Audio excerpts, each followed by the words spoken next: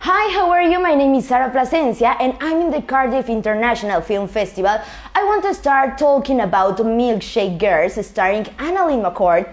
It's a short film that addresses physical imprisonment, and Living My Illusion documentary series starring Joel Van der Molen. Milkshake Girls show us what is happening in the underworld of sex slavery, and Living My Illusion shows us the slavery to our ego mind. So I'm with you guys. How are you? How are you, AnnaLynne? I'm good. How are you? Excited to be here at Cardiff Film Festival. Yes, I'm excited also because you are here, and also we have with us Joel Van der Molen. Oh, thank you. Thank you for interviewing us today. Yes, I know. I'm very excited because I know you guys and you are a very incredible person, and I want to share all of this with the people, with the world, with our audience. So let's start to do it. So yeah, absolutely. So we both obviously have films here at Cardiff Film Festival. Okay. No, thanks to you. So my film is Milkshake Girls. It's fiscally sponsored by my organization Together One Heart, which I'm the president of. It's an anti-human trafficking organization. I've been working with the ground team in Cambodia for 10 years now and took over as president in 2016. And we're raising global awareness for this issue because it is a global issue. It's in every country of the world, and Milkshake Girls is focused on two young girls in the U.S. who, and it's loosely based on a true story, but who basically get picked up 6 miles from their home and taken somewhere and are sold into sex slavery. And the idea behind the film is, or what we're trying to do with it, is bring it into schools, colleges, and educate on this issue.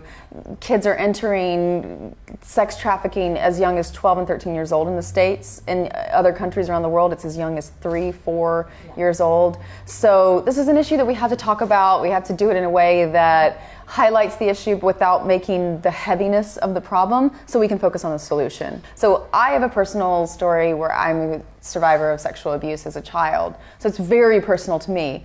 But then I'll bring this film and talk, and some people will actually stand up. In our last event in Los Angeles, a woman stood up. She's like, "But why? How does this relate to me? Like, I don't know anyone who's a victim of slavery." And it was a great question because the truth is, in my opinion, we don't just have the 40+ million slaves in the world that the United Nations says we have. I think that we have 7 billion slaves. And that means that we are not locked up here, but locked up here, slavery of the mind. And it's so interesting because when Joel and I met in Madrid, when I met you as well, serendipity, having a reunion here, we started talking, and it was like Living My Illusion is literally the same point that I've actually tried to relate. Why is this personal? Why is it something that we can all connect on? And Joel's film, it literally answers the question without me even saying anything. Yeah, that is a really good point. Your films are very powerful, and please, Joel, you need to talk about your film because the people need to know how it's living. Yeah, well, you know, thank you for saying that. Because, you're quite welcome. Well, you know, you're very English as well. But you know, when it comes to Living My Illusion, I was speaking and honouring my truth, and I did that through a very interesting process of working with one of the top human behaviour experts on the planet that helped me get beneath the lies I was telling myself. When you talk about imprisonment, it's slavery of the mind. Okay, so we're all born into a created world, and we're told what to do. Yeah. And we're programmed and conditioned what to do, and then we go to school. And when we go to school, we have a subject hierarchy of maths, English, dance and drama. So anybody who is sort of going to school who wants to be a dancer is going to live out their school life believing they're not very clever. And I would spend days in maths and English classes wishing I was in dance and drama classes. Right. And then so constantly wanting to fit in. Society, culture, parents, teachers, everybody's telling you what you're supposed to be. And what you need to be successful, inside. And your parents top that up. So when we're born into this world, we're born kind of like with 2 bags of rubbish called mummy and daddy, which is like not nice. But and then you go to school and you put this big backpack full of rocks on. By the time you get to 18 or 21, then all your ideas and values and beliefs are based on what you have learned and you've been programmed with. Yeah. Like a computer. Literally, it's applications. Delete some of those applications. And then we've got to go through that process of unlearning. And that's what I was doing through Living My Illusion, was going through that process of unlearning and rewiring the brain, but understanding who I was. And I think this is the most important thing, because when you talk about the entrapment, what we see in Milkshake Girls, for example, where, you know, that is that's beyond anything I'm familiar with. Right, that makes me aware of what pain is all relative. Of that. This is the right. point that I'm hoping to make, and which was so incredible to meet you and see your film and realize that that this narrative not only is really important, it actually has an opportunity to have a really big voice and platform with you and in Living My Illusion, because this is the conversation that so many millions and millions of people need to have. They need to be able to have it with themselves first and foremost. If they don't have it ever with anybody else, if they have it with themselves, it will change their life, because Living My Illusion represents the masses. Everyone who has, and they don't buy in. I don't like that phrase, bought into something.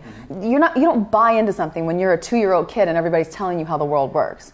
You're just open and pure love and purely trusting in these big people who are supposed to guide your way, right? And then they tell you, and the world at large says, the wife, the husband, the car, the kid, the white picket fence, there is this entire narrative that, once again, you aren't so much buying into it as it's being forced onto you. And you just agree because you don't know anything other than agreeing with big people when you're little. But also, to your point in the film, you literally are walking around whispering to yourself, why am I unhappy? I'm good, I'm happy. Why am I unhappy? Because you're not supposed to be unhappy, Joel. What's wrong with you, Joel? You have everything, Joel. What's wrong with you? Get it together, smile, put on a brave face. Like, it's slavery. And to correlate these two topics in such a beautiful way by, you know, combining our experiences at these film festivals, I think can really answer the question for my point, which is, why is slavery personal and relative to all of us? And for you, the much deeper realization that all pain is relative. And if you can put Living My Illusion and human trafficking in the same conversation, that pain is just as valid. And my girls in Cambodia, survivors of sex trafficking, will tell you the same thing. There's no measurement on pain. Pain is pain. No, people have it within their mind. But it's what I went through. People are maybe unaware of what's going on. And I only learnt that from the festivals when people would get the feedback. And one guy in New York, he said, I have this problem, but I didn't know that I had this problem. So a lot of people can resonate with the a sort of a nagging feeling inside their body that is speaking to you. And it may only whisper softly. So it's about being an important listener. Most of us are waiting to speak rather than listen. And, you know, I say that from knowing that. I say that from learning about me. However, to really listen inside of you. If you're not listening outside, you're not listening inside.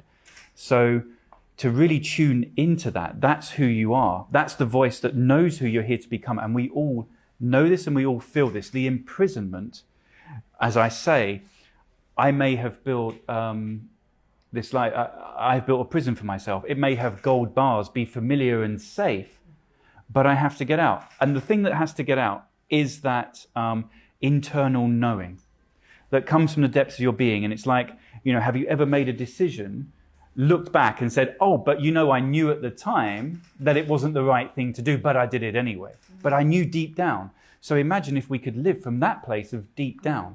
Then we would live our truth, it would save a lot of time and, you know, create the magic that I believe 7.6 billion, I think we're up to, people have. They all have a genius gift to give. And that's what we're here to do, is to give that gift. And when we don't give that gift, well, that's what makes us stressed, lonely, depressed, angry, upset about the way we're living our lives and looking forward and seeing that things are not going to get better. And that's what is causing the rise in suicide. So I'm learning. Yeah. What is the point in the middle, you know, of Milkshake Girls and also Living My Illusion? Help people, save people, make like conscience in the people. What is the point? What is the next? The message Well, it's what people take away from it. All we're doing is the creative part of it, of bringing to the screen what I believe is the most important message for our time right now. Because there are billions of people suffering in silence, afraid to speak and honor their truth for the fear of what other people will think of them. Now, I believe there's a global awakening happening. That's why films like this being made are so important, because it helps people. It may be something, you may hear it in a talk, one of your talks, you may hear it in reading one of Tony's books, you may hear it you may see it in watching Living My Illusion, or it may just be a conversation. But it's that one thing. But I do believe without any of that there is a human evolution happening, that people are awakening globally to what's going on behind the scenes, behind the closed doors. We are spiritual beings, perhaps, living in a physical reality that's not necessarily serving us. I think that when you're talking about a message, and obviously as filmmakers, as artists, I genuinely believe, and I heard this said by a very wise man, he said, as artists, it is our absolute obligation to challenge society, to challenge its belief systems, to challenge its traditions, to challenge its concepts, to put something up on a screen or on a stage or on a platform that says, yeah, but really? But really? Is this all there is? Is this really the way? And I think for me personally, and my outlook on the issue of slavery across the board, the mind, the body, how that's interrelated, it's a question to the audience, to anyone watching. Do you think it's possible that you are enslaved? Is there something in your mind at any point during the day, in a daily life, that says, you're not good enough, you're not going to do this, you didn't do that right 2 years ago, you can't achieve this, you can't make this happen, you're not beautiful enough, smart enough? Slavery didn't happen out there in the world, and now we just have to go clean up the mess. Slavery is right here first, like everything that we see. It starts inside and goes outside. We have to fight slavery from the inside out. We have to clean up the inside if we're going to ever be successful when we clean up the outside. And that starts with asking yourself, how is this possibly personal to me?